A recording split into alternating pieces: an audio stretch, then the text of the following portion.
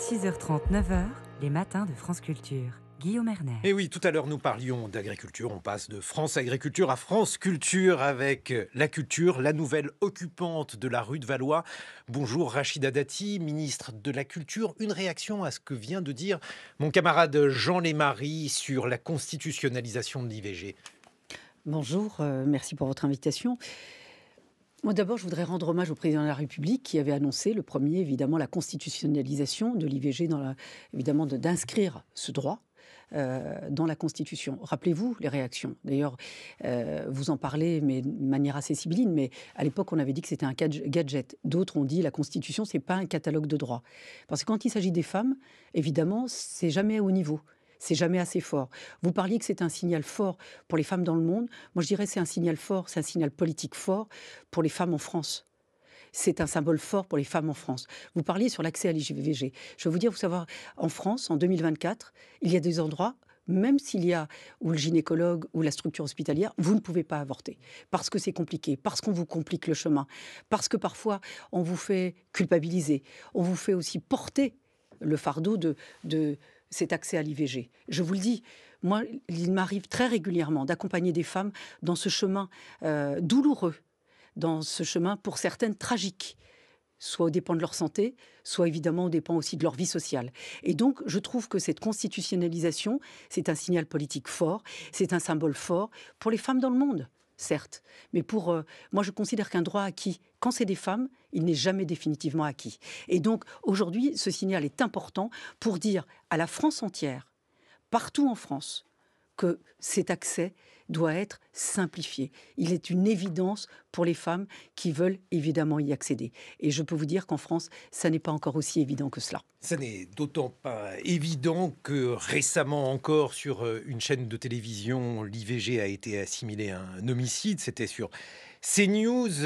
Et ce matin, justement, il y a énormément d'articles à ce sujet. Par exemple, la une de la Croix Média, comment garantir le pluralisme. Rachida Dati, vous êtes la ministre de la Culture. Quel regard posez-vous sur le pluralisme des médias en France ? Le pluralisme, c'est un pilier de la démocratie. C'est comme, moi je veux faire le parallèle avec la justice. Sans justice, c'est l'arbitraire. Et l'arbitraire, on sait à quoi ça conduit. Et donc le pluralisme, c'est aussi un pilier de la démocratie. C'est aussi lutter contre la mauvaise information, contre le détournement de l'information. Nous parlions avant d'arriver dans ce studio, justement, sur la culture scientifique. Moi, je vais installer un comité de scientifiques pour pouvoir rétablir la culture scientifique. La France est un pays de culture scientifique. Et aujourd'hui, et notamment, ça a été assez, j'allais dire, important au moment du Covid. Regardez tout ce qui s'est passé, la remise en cause de la science, du progrès. Regardez sur la vaccination, comme ça a été très malmené, alors que nous sommes le pays de Pasteur. Et donc, je souhaite un évidemment... comité de scientifiques, c'est-à-dire qu'est-ce que vous allez faire ? Pour avoir, justement, justement prendre des axes, mener des actions en faveur de la culture scientifique.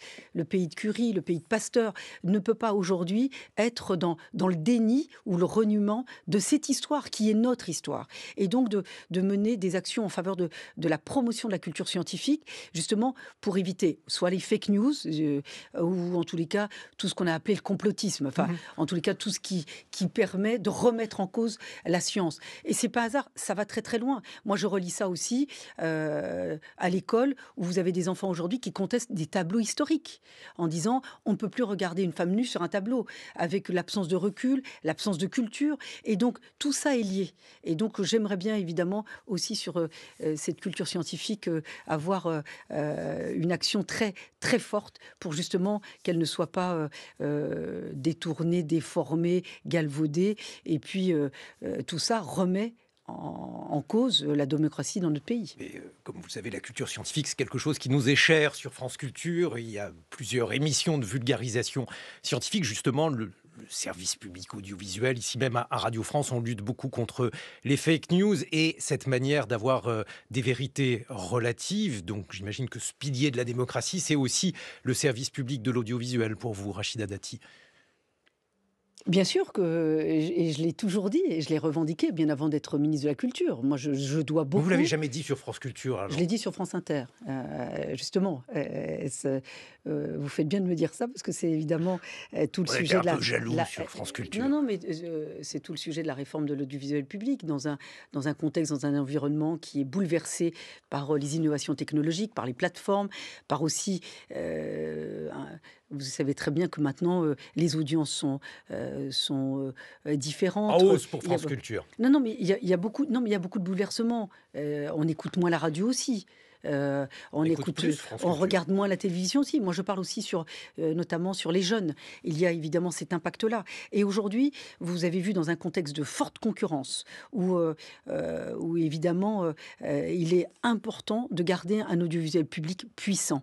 Et pour que il reste puissant, il faut rassembler ses forces. Il faut arrêter de travailler en silo, parce que je vais vous dire, à un moment donné, ça va anéantir, pour ne pas dire affaiblir, l'audiovisuel public. Donc aujourd'hui, il faut rassembler ses forces pour pouvoir préserver cet audiovisuel public et garder sa puissance, et garder son rôle et cette puissance vis-à-vis des publics, de tous les publics, et en particulier les plus jeunes. Alors, est-ce qu'il y a l'amour, il y a les preuves d'amour aussi, Rachida Dati. Et en matière budgétaire, il y a eu une coupe budgétaire qui touche tous les budgets, y compris le budget du ministère de la Culture et le budget de l'audiovisuel public. Est-ce qu'à l'avenir, il peut y avoir une pérennisation de ce budget parce que l'on redoute que cette manière de faire des synergies soit aussi une manière de faire des coupes budgétaires?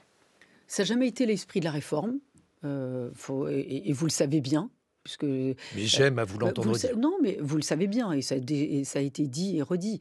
Mais la réforme de l'audiovisuel public, c'est justement pour pouvoir le préserver, pour pouvoir garder sa force et sa puissance. C'est ce que je vous ai dit tout à l'heure. Et pour cela, il faut avoir des coopérations renforcées, des synergies, évidemment. Et sur le financement, évidemment qu'il faut un financement sanctuarisé. Ça a été mon combat bien avant d'être ministre de la Culture. Et là, je vais encore plus l'engager aujourd'hui. C'est un combat qui va être porté avec les parlementaires, mais aussi avec les dirigeants. Par exemple, aujourd'hui, cette réforme, tout le monde considère qu'elle est nécessaire. Elle est plus contestée là-dessus. D'ailleurs, vos dirigeantes, les dirigeantes de France Télé ou de Radio France, reconnaissent que cette réforme que nous souhaitons porter, elle est nécessaire. L'opinion publique reconnaît aussi qu'il y a un sujet avec l'audiovisuel public, mais aussi les parlementaires. Donc nous allons mener ce débat, et je pense que c'est le moment aujourd'hui de mener cette réforme, et évidemment avec le financement qui va avec. Jean Lémarie. La question des moyens est centrale. Effectivement, je rappelle que la redevance audiovisuelle a été supprimée il y a 2 ans. Provisoirement, une fraction de la TVA la remplace. Quel instrument imaginez-vous pour financer l'audiovisuel public sur le long terme, encore une fois, puisque c'est essentiel? Ça va être ce type d'instrument qu'il faut soit pérenniser, en tout cas, à tout le moins sanctuariser. En tous les cas, moi, je ne mènerai pas une réforme de l'audiovisuel public si effectivement on n'arrive pas à obtenir un peu cette sanctuarisation de ce financement. Donc c'est tout le sujet de la réforme que nous souhaitons mener aujourd'hui, et que souhaite le président de la République d'ailleurs. Pour être plus précis, souhaitez-vous une loi de programmation avec un budget sur plusieurs années, ce qui permet là aussi d'imaginer l'avenir? Monsieur Lémarie, attendez, là vous me parlez technique. Moi, c'est très important. Je vous ai parlé de l'objectif. Si vous voulez avoir un audiovisuel public fort, puissant, évidemment, il faut que les moyens soient en face. Et pour garder aussi cette indépendance à cet audiovisuel public, il faut que le financement soit aussi pérennisé, pour ne pas dire sanctuarisé. Donc l'un ne va pas sans l'autre. On ne peut pas mener, en tous les cas, cette réforme sans avoir cette garantie-là. Ça va être le sujet du débat parlementaire que nous allons initier. Rachida Dati, on a beaucoup parlé de crise de l'agriculture actuellement, crise aussi du milieu rural. L'une de vos actions concerne justement ce milieu rural avec un printemps de la ruralité. En quoi consiste-t-il? Quelles sont les actions que vous avez, que vous souhaitez mener dans ce domaine-là? C'est effectivement une de mes principales priorités. Je l'ai annoncé dès mon arrivée au ministère de la Culture. La ruralité, c'est 22 millions d'habitants. Et en plus, dans cette ruralité, il existe une offre culturelle. Mais souvent, c'est un impensé, pour ne pas dire un angle mort, depuis Paris. Et donc, je souhaite mettre de la lumière, je souhaite aussi apporter mon soutien aux élus ruraux qui se battent pour maintenir cette offre culturelle. Et donc, j'ai lancé une consultation il y a quelques semaines sur ce printemps, pour ce printemps de la ruralité, pour demander des contributions, mais aussi les obstacles, qu'est-ce qu'on devrait faire, qu'est-ce qu'on devrait lever comme obstacle. Et à ce jour, nous sommes à près de 25 000 contributions, simplement en quelques semaines. Et j'invite d'ailleurs, puisque ceux qui répondent à ces contributions sont des acteurs culturels, des élus, des habitants, et j'invite sur votre antenne, puisque évidemment les acteurs culturels écoutent votre antenne, de continuer à contribuer sur cette plateforme qu'on peut retrouver facilement sur le site du ministère de la Culture. Parce que déjà, on a commencé à regarder ce qui remontait. Évidemment, le premier obstacle, c'est la mobilité. La mobilité physique, puisque vous êtes souvent dans des zones très enclavées, et mobilité aussi des œuvres. Il n'y a pas de raison que nous ayons des grands opérateurs publics, nationaux, très prestigieux, et que les œuvres ne circulent pas. Donc la mobilité spectateur et la mobilité évidemment des œuvres. L'autre demande aussi, c'est ce qu'on appelle une ingénierie culturelle dédiée à la ruralité. Souvent, c'est vrai que les élus ruraux se démènent pour cette offre culturelle. J'aime pas dire le terme, mais c'est un peu ça. Ça devient du bricolage, et donc c'est beaucoup d'énergie. Il faut que nous puissions avoir une ingénierie très dédiée à cette offre culturelle en ruralité. Et puis le troisième axe qui remonte aussi, et qui est aussi pour moi une priorité, parce qu'on oublie, le premier vecteur culturel, c'est le patrimoine. La France est riche de ce patrimoine.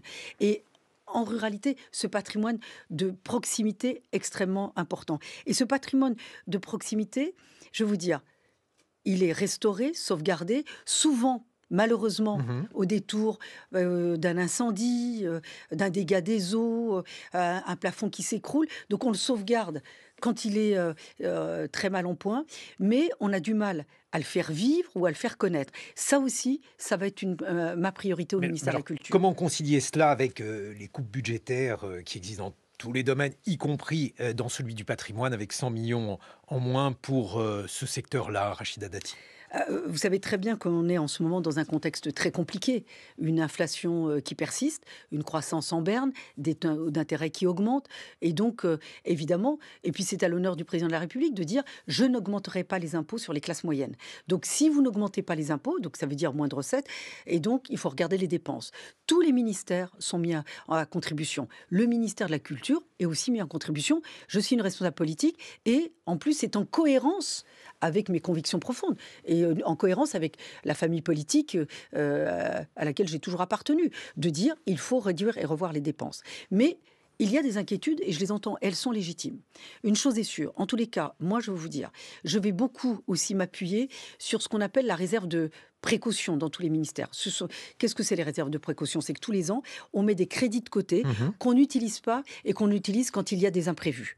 En tous les cas, j'utiliserai ces crédits face à ces imprévus qui n'étaient évidemment... Donc le budget 2024 de la culture va être en hausse et il va être évidemment utilisé et soutenu.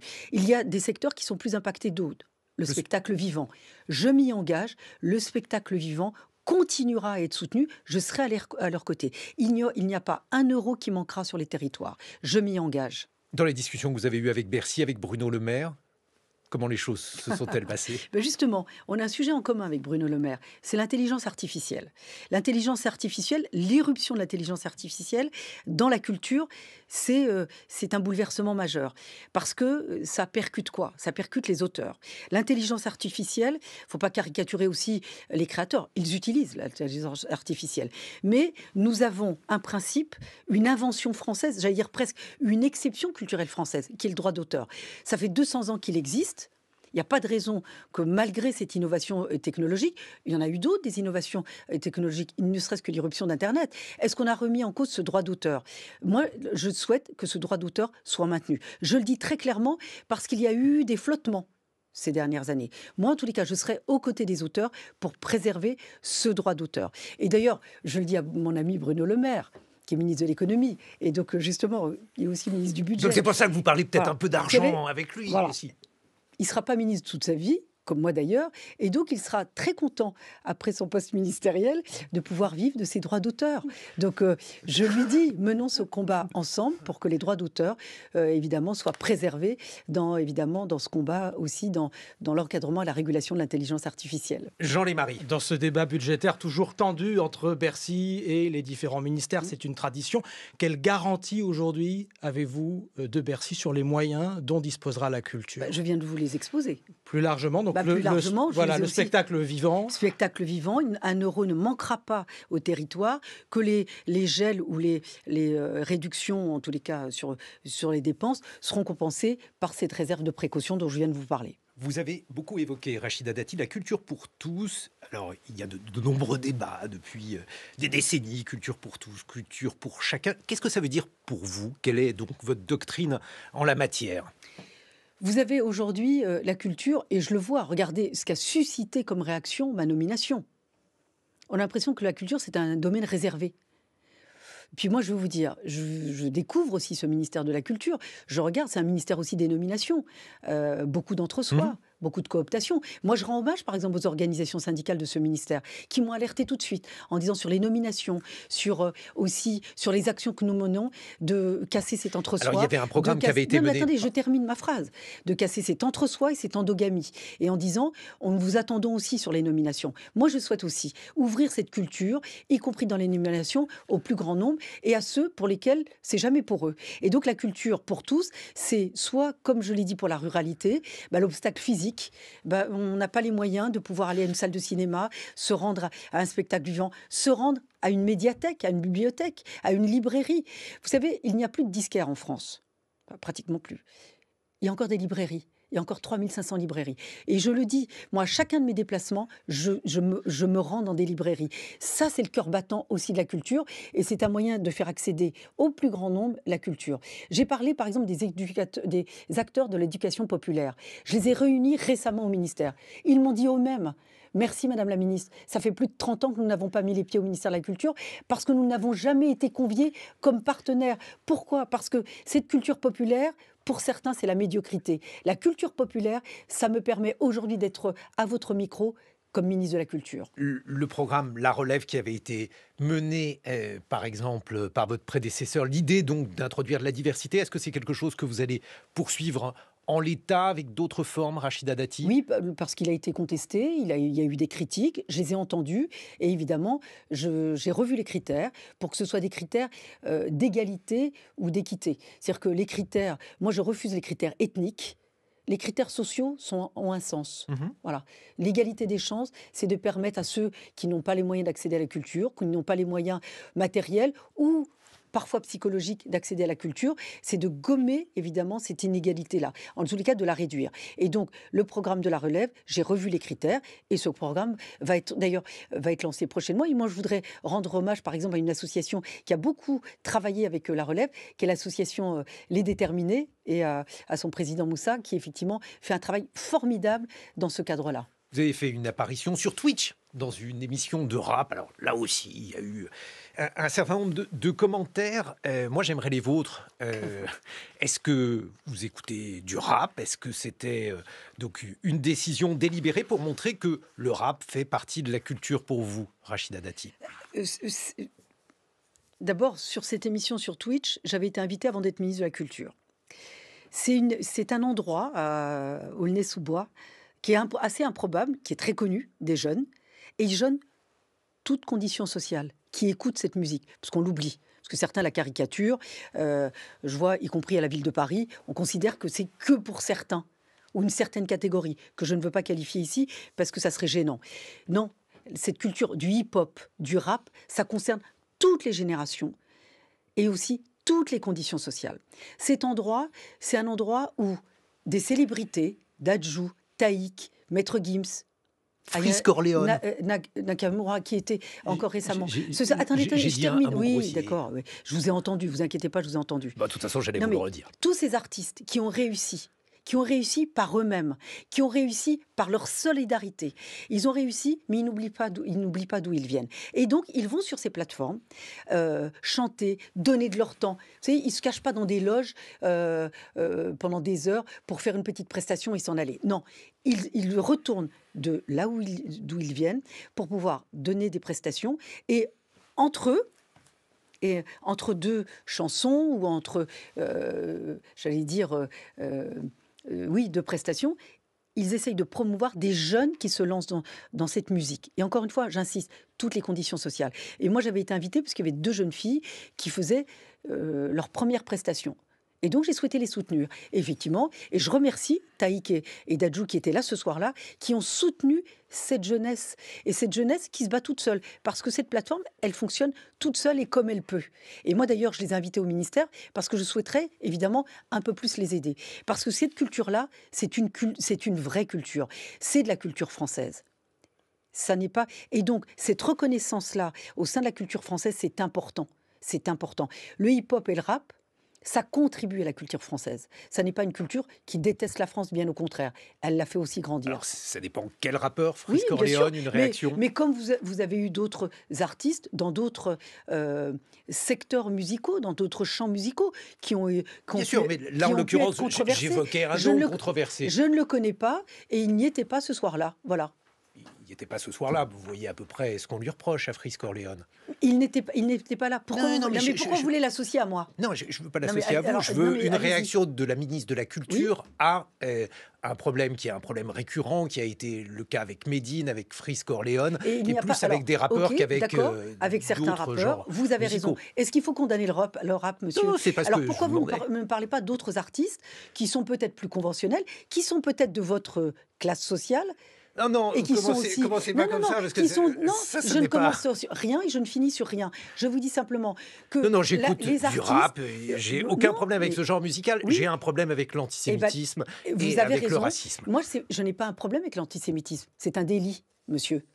J'ai été magistrat et j'étais garde des Sceaux. C'est ce que je voulais vous entendre dire. Parce que vous en doutiez? Non, je n'en doutais pas, mais avec Freeze Corleone, c'était le débat qui avait eu lieu. Oui, mais quand vous l'associez, quand vous me dites « je ne le connais pas » et je crois qu'il y a une procédure judiciaire, et c'est normal. C'est comme l'art, vous savez, la liberté de création, elle est absolue. Mais la pédocriminalité, c'est pas un art. Voilà, si vous voyez ce que je veux dire. C'est exactement, nous sommes dans le même registre. Effectivement, ce que vous voulez dire, et justement, comme vous êtes plusieurs fois effectivement exprimé là-dessus, comme il y a aussi d'autres questions sur les œuvres qu'il faut montrer ou ne pas montrer. Vous étiez évidemment la grande fête du cinéma français. Et là aussi, il y a une question qui se pose suite donc à des accusations. Le film, par exemple, de Jacques Doyon a été, sera projeté à une date ultérieure. Rachida Dati, qu'en pensez-vous ? Alors, moi, je vais vous dire, c'est ma position. D'abord, lutter contre les violences sexuelles et sexistes, comme les violences conjugales, moi, c'est un combat que je mène. Et souvent, j'ai été très seule. Il y a quelques années, c'est des combats que nous menons, que j'ai mené beaucoup avec Simone Veil. D'ailleurs, je rappelle que sa robe de magistrat, la robe de magistrat de Simone Veil, elle me l'a offerte. J'ai rendu la justice au nom du peuple français dans sa robe. Donc, c'est un combat que nous menons depuis très longtemps. Et qui est un combat pour moi, je dirais un combat de vie. C'est un combat qui m'a amené à la politique. Et donc, il faut ne rien laisser passer. La nouveauté, c'est qu'enfin, nous entendons la parole des femmes. Il faut l'entendre, il faut la reconnaître. Mais ça va plus loin, parce qu'il n'y a pas que des femmes victimes. Il n'y a pas que des femmes, il y a des enfants. Il y a des jeunes hommes. Et donc, c'est d'entendre la parole de ces victimes. Il faut l'entendre. Alors, il ne faut pas la sacraliser, mais il faut l'entendre. Et donc, il ne faut rien laisser passer. C'est pour ça que je disais, la liberté de création, elle doit être absolue. Mais la pédocriminalité, ça n'est pas un art. Les violences sexuelles, ça n'est pas de l'art. Et donc ça, il faut être très clair là-dessus. Ensuite, sur, évidemment, comment... sur le film. Qu'est-ce qu'on fait du film de Jacques Doyon, par exemple ? Moi, c'est mon avis personnel, je veux vous dire. Un livre, par exemple, c'est une œuvre individuelle. Vous pouvez très bien sanctionner un auteur. C'est une sanction individuelle. Sur un film, c'est une œuvre collective. Est-ce qu'on doit punir, sanctionner tous les autres talents ? Tous les techniciens, les maquilleurs, les secrétaires, les régisseurs, ceux qui investissent aussi dans ce film. Moi, je suis plus gênée par rapport à la sanction collective. Nous sommes un pays, je parlais du droit tout à l'heure, vous savez, je ne suis pas devenue magistrat par hasard. parce que nous sommes dans un pays de responsabilité individuelle, pas de responsabilité collective. Et donc je suis plus gênée de punir tout un film, de punir tous les artistes sous diverses formes en raison d'un comportement inapproprié ou illégal, pénalement répressible d'une personne. Voilà, ça c'est mon avis personnel. Merci beaucoup, Rachida Dati, Merci ministre de la Culture, d'avoir été avec nous ce matin, 8h45 sur France Culture.